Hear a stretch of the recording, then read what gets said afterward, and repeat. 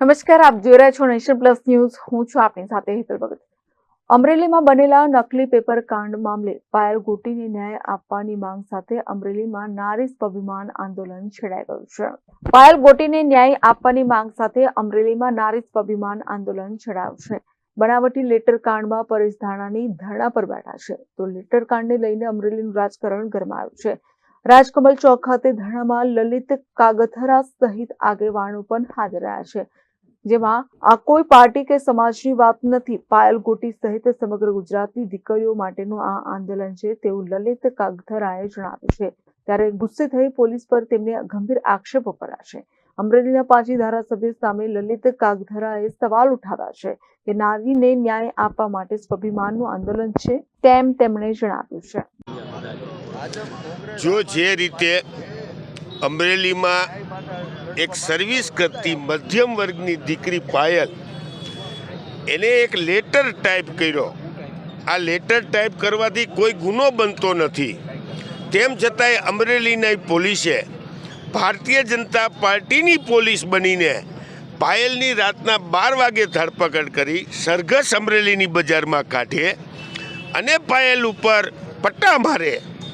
આ અમાનુષી અત્યાચારની સામે નારી સ્વાભિમાન માટે થઈને જે આંદોલન અત્યારે કરી રહ્યા છીએ એમાં સમગ્ર ગુજરાતની, આ કોઈ એક સમાજની દીકરી માટેની વાત નથી, સમગ્ર ગુજરાતની દીકરીઓ માટેનો સવાલ ઊભો થઈ જાય કે દીકરી ક્યાંક નોકરી કરતી હોય. આજે ગુજરાતમાં કમસે કમ 8-10 લાખ દીકરીઓ પ્રાઇવેટમાં જોબ કરતી હોય, એના ઘરનું ગુજરાન ચલાવવા માટે એ દીકરીઓ માટે સવાલ ઊભો થઈ જાય કે હું કંઈક કામ કરીશ ને ગુનેગાર તો નહીં બની જાઉં ને, મારી હાલત તો પાયલ જેવી નહીં થાય ને.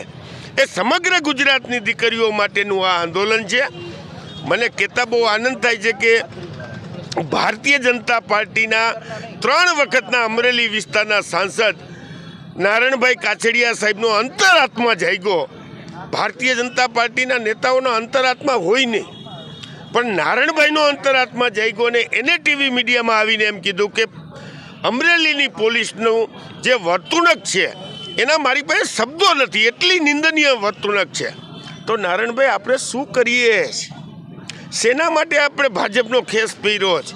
અને પહેર્યો હોય તો એ વાંધો નથી, આવો આ દીકરીને ન્યાય અપાવવા માટે અમે તમને આમંત્રણ આપીએ છીએ. અમરેલીના ચોકમાંથી કહું છું નારણભાઈ કે તમારો અંતરાત્મા જાગ્યો હોય તો લડો, સાચી વાત માટે લડો.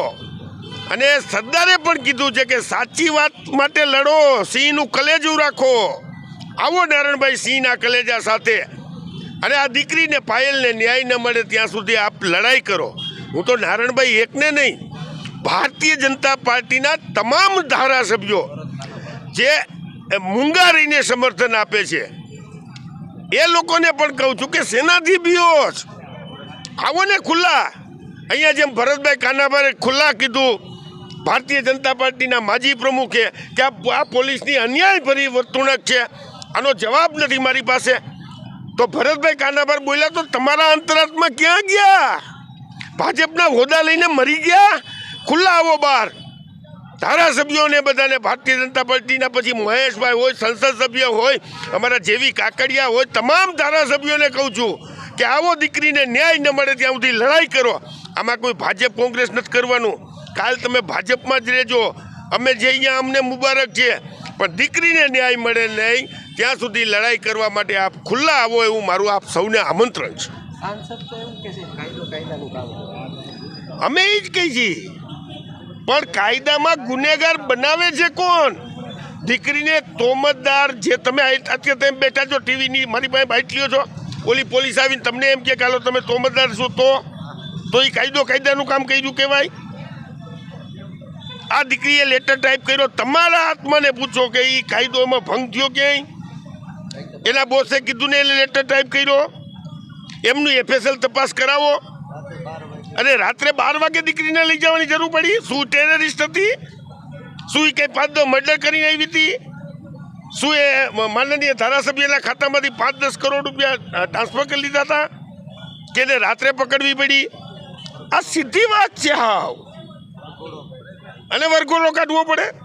દીકરીને એસપીના ઓફિસની અંદર એસપીની હાજરીમાં પ્રેસ કોન્ફરન્સ થાય, અને એમાં દીકરીને ખુલ્લી બતાવે, સાહેબ કાલ આ દીકરીના હાથ પીળા કરવા છે, કાલ આ દીકરીના હાથમાં મહેંદી લગાડવી છે. એ દીકરીના ભવિષ્યનો કંઈ વિચાર જ ન કર્યો આ પોલીસે. એનો જવાબ, એને ન્યાય અપાવવા માટેની આ લડત છે. એમાં તમામ પક્ષના, ભારતીય જનતા પાર્ટીના નેતાઓને હજી હું એમ કહું છું કે તમારો અંતરાત્માને જગાડો, સાચી વાત કરવાની ટેવ રાખો અને સાચી વાત માટે લડાઈ કરવા આવો. Dharmesh Mehta, nation plus news, Rajula. સમાચારોનો સતત અપડેટ મેળવવા માટે અમારી નેશન પ્લસ ન્યૂઝની યુટ્યુબ ચેનલને સબસ્ક્રાઇબ કરો, બેલ આઇકન દબાવો અને જોડાયેલા રહો ફેસબુક, ઇન્સ્ટાગ્રામ અને ટ્વિટર પર.